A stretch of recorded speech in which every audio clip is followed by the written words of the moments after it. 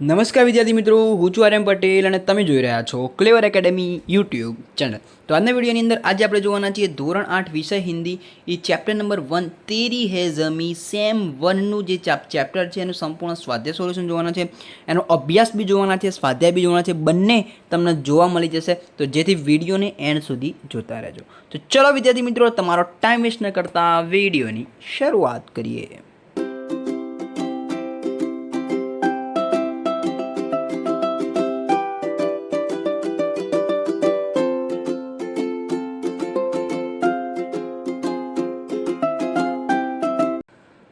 તો વિદ્યાર્થી મિત્રો, ચેનલને સબસ્ક્રાઇબ કરી દેજો, કારણ કે આપણે આપણી ચેનલ પર તમામ વિષયના સ્વાધ્યાયના સોલ્યુશન મૂકીએ છીએ, આઈએમપી બી આપીએ છીએ, એટલે સબસ્ક્રાઇબ કરીને રાખજો.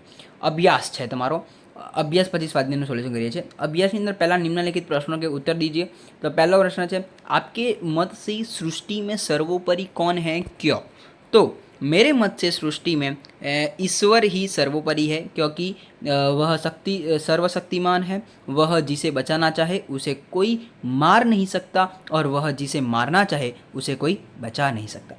स्क्रीनशॉट લઈ લેજો. તમારા નોટની અંદર નોટ ડાઉન કરવું તો નોટ ડાઉન કરી લેજો. ઓકે, કાં તો વિડીયોને પોઝ કરીને તમે લખવું તો લખી દેજો, જેથી તમે ફટાફટ લખી શકો છો તમારી નોટની અંદર. प्रश्न नंबर 2 શું કહે છે? आप भगवान से क्या प्रार्थना करते हैं? हम भगवान से यह प्रार्थना करते हैं कि वे लोगों पर अपनी कृपा दृष्टि बनाए रखे. लोग किस हालत में हैं इसकी वे हमेशा खबर लेते रहे. જોઈ લેજો. આ બીજા પ્રશ્નનો સ્ક્રીનશોટ લઈ લેજો. પછી ત્રીજો પ્રશ્નની વાત કરીએ તો, आप ईश्वर से प्रार्थना किस समय करते हैं, क्यों? तो मैं सुबह उठता हूँ तब और रात को सोने के समय ईश्वर की प्रार्थना करता हूँ. यह समय ही मुझे प्रार्थना के लिए अनुकूल लगता है. જોઈ લેજો. ઓકે, પછી વાત કરી લઈએ પ્રશ્ન નંબર 4.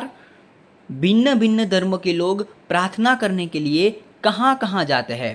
प्रत्येक धर्म के लोग अपने अपने पूजा स्थानों में प्रार्थना करने के लिए जाते हैं. हिंदू मंदिर में, मुसलमान मस्जिद में, ईसाई चर्च में, सिख्स गुरुद्वार में और पारसी अगियारी में प्रार्थना करने के लिए जाते हैं. બધા અલગ અલગ હોય, બરાબર? એટલે આ સ્ક્રીનશોટ લઈ લેજો. પછી આપણે પ્રશ્ન નંબર 3 જોઈએ, બરાબર? પ્રશ્ન નંબર 3 માં શું કહે છે? निम्नलिखित शब्दों को शब्दकोश क्रम के अनुसार लिखिए. तो जो हृदय, मनुष्य, सुख, शांति, मित्र, डॉक्टर, दृष्टि, योद्धा, बराबर आ जे બધા જે છે એમાં આપણે શબ્દકોશ ક્રમની અંદર આ રીતે ગોઠવ્યા છે. તમે અહીંયા સ્ક્રીનશોટ લઈ શકો છો, કાં તો નોટ ડાઉનની અંદર નોટ ડાઉન કરી શકો છો વિડીયો પોઝ કરીને. વાત કરી લઈએ આગળ. પ્રશ્ન નંબર 4. इस चित्र की मदद के लिए एक कविता की रचना कीजिए. एक चित्र આપેલું છે, બરોબર છે, એક સૂર્ય દેવતાનું તમે ચોપડીની અંદર જોયું હશે. એના માટે આપણે આ રચના કરેલી છે. શું છે? हे सूर्य देवता, हे जीवन दाता, तुम हो हमारे पिता और माता, तुमसे होती है सुबह और शाम, तुम देखते हो हमारे सब काम, धरती का कण कण तुम्हारे गुण गाता, तुमसे बड़ा है कोई न दानी, तुमसे मिलते प्रकाश और पानी, तुमसे सारा जहां सुख पाता, हे सूर्य देवता, हे जीवन देवता. તો આ સ્ક્રીનશોટ લઈ લેજો, બરાબર? કમ્પ્લીટ છે, બરાબર? આ તમારે નોટડાઉનની અંદર નોટડાઉન કરવાનું રહેશે. એટલે કે તમારી સ્કૂલની નોટ હોય, તમારા ટીચર જે હોમવર્ક આપ્યું એ. ઓકે, प्रश्न नंबर 5. वचन बदलकर वाक्य फिर से लिखिए. तो मैंने कविता लिखी, तो આપણે વચન બદલીશું. શું? हमने कविता लिखी. यह मेरी किताब है, तो हमने कविता लिखी. એટલે આની અંદર એક જ છે કે ભાઈ સિંગ્યુલર છે, એટલે કે એક વચન છે, તો તમારે શું કરવાનું છે? બહુવચન, બરાબર? એવું જ થયું, બરાબર? વચન બદલવાનું છે. ઈસે ઈસે લડ્ડુ દે દો, તો ઇન્હે લડ્ડુ દે દો, બરાબર? સ્ક્રીનશોટ લઈ લેજો. પછી વાત કરી લઈએ હવે સ્વાધ્યાય સોલ્યુશન. હવે મુખ્ય આપણે સ્વાધ્યાય ઉપર આવ્યા. આ જે સ્વાધ્યાયની અંદર હોય એ પ્રશ્નો તમારે પરીક્ષાની અંદર પૂછાતા હોય છે. પ્રથમ પરીક્ષા હોય, બીજી પરીક્ષા હોય, વાર્ષિક પરીક્ષા હોય, બરાબર? कवि ईश्वर से क्या चाहते हैं? कवि चाहते हैं कि ईश्वर लोगों के अपराधों को क्षमा कर दे, वह हमेशा लोगों पर अपनी कृपा दृष्टि रखे, दुनिया के लोग किस हालत में हैं इसकी वह हमेशा खबर रखे, और दुनिया पर आने वाली आफतों को दूर करे. જોઈ લેજો, સ્ક્રીનશોટ લઈ લેજો, લખી લેજો. પ્રશ્ન નંબર 2ની આપણે વાત કરીએ. નિમ્નલિખિત ઉત્તરની અંદર બીજો પ્રશ્ન છે આપણો, तू अपनी नज़र हम पर रखना ऐसा कवि क्यों कहते हैं?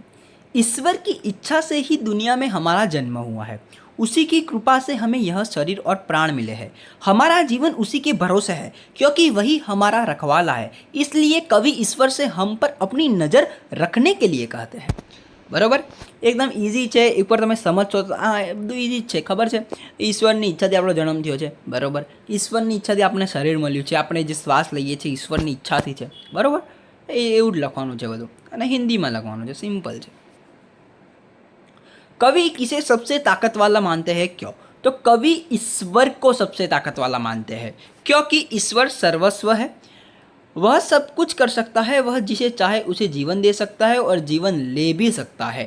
वह हर समस्या को दूर करने में समर्थ है. इस तरह कवि ईश्वर को सबसे अधिक ताकत वाला मानते हैं. बात कर लिए आगे. चौथा प्रश्न, कवि खुदा से क्या चाहते हैं, क्या कहना चाहते हैं? कवि खुदा से कहना चाहता है कि वह सर्वशक्तिमान और दयालु है.